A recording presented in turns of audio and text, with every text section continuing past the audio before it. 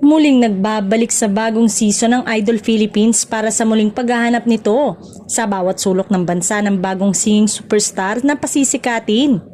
Inanunsyo na ng ating ABS-CBN ang mga magiging host ng kauna-unahang Idol Kids Philippines. Nagbabalik bilang host ng Idol Philippines si Robby Domingo. Sasamahan siya ng OG pop culture icon na si Miss Julina Magdangal na nagbabalik sa Idol franchise matapos ang halos 17 years. Mula sa original judges noong Idol Philippines Season 1 na sina Regine Velasquez, Moira De La Torre, Vice Ganda at James Reid, hinuhulaan na ngayon kung sino-sino ang mga bagong magiging hurado. Matunog ang pangalan at bet maging hurado ng mga netizen ay sina Regine Velasquez, Sara Geronimo, Daniel Padilla at Vice Ganda.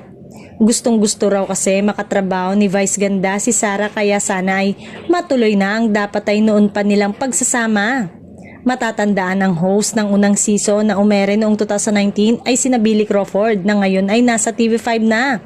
Habang ang kauna-unahang itinanghal bilang kampyon ng singing competition na si Stephanie Di Maranan ay kasalukuyan ng talent ng GMA7 Sparkle.